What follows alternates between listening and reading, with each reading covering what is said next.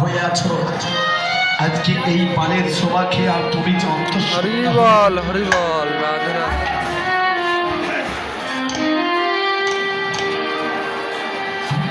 তখন গৌর হরি আমার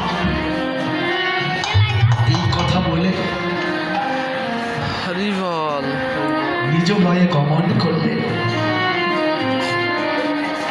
এদিকে তীর্থ পর্যটন থেকে শিবাস পণ্ডিত ফিরে এসেছে। শিবাস পণ্ডিত ফিরে এসে নানাবিধ কর্মের মধ্য দিয়ে কৃষ্ণ কথা পরিবেশন করেন, কৃষ্ণ কথা শ্রবণ করেন।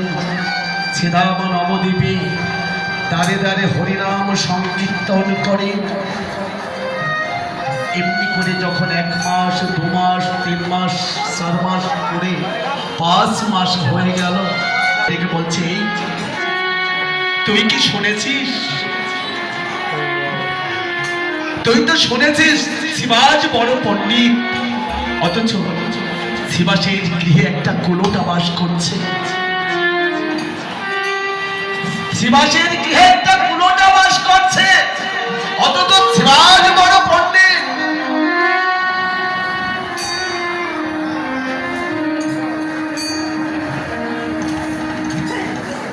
সারা নবদ্বীপে জানাজানি হয়ে গেল।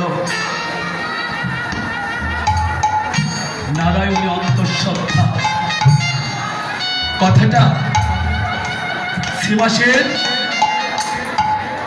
শ্রবণেও শুনেছিল।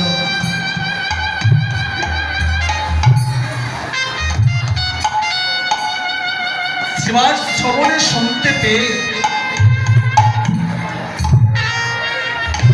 আছাড় খেয়ে পড়লে এটি তোর সম্ভব।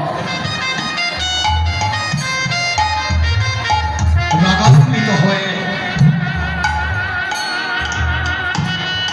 নারায়ণীর কাছে এসে বলছে, এই মুখপুরি বল, মুখপুরি এহেন কর্ম কেমন করে হয়েছে আমার কাছে খুলে বল। আসলে বাবা, পালের শোভা খেয়ে যে নারায়ণী অন্তঃসত্ত্বা হয়েছে এ কথা কাকা বিশ্বাস করবে না বলে নারায়ণ বলতে চাইছে না। বলছে বল মুখপুরি,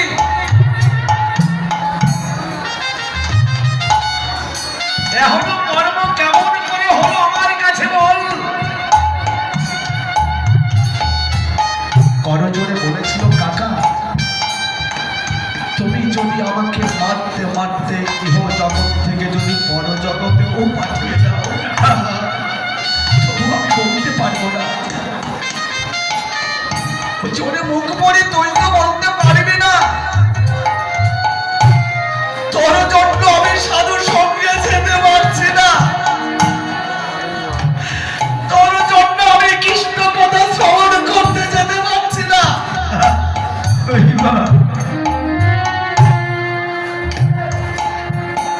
তুই যখন বলবি না তখন আমি সাধু সঙ্গ করতে পারবো না, কৃষ্ণ কথা বলতে পারবো না, কৃষ্ণ কথা শুনতে পারবো না। আমার এই জীবনে বেঁচে থেকে আমার কি লাভ? আমি আজই এখনই আমি সুরধনী কন্যার করে আমার দেহ প্রাণ বিসর্জন দিয়ে দেবো।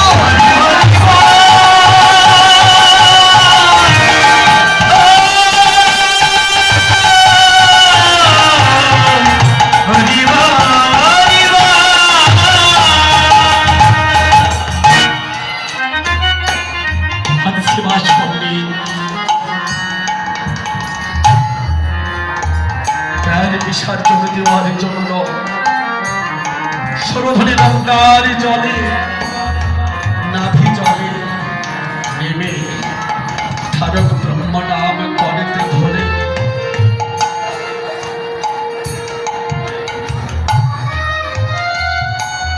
এই নাম হয়তো আমি আর কোনোদিন শুনতে পাবো না, আমি হয়তো আর কোনোদিন বলতেও পারবো না। তাই মৃত্যুর আগে আমি নিজ বদনে সেই তারক ব্রহ্ম হরিনাম হারিয়ে করে প্রাণ বিসর্জন দেব। যাব সুরধনী গঙ্গার জলে আমি জলে দাঁড়িয়ে ঘরেতে নাম ধরে হরে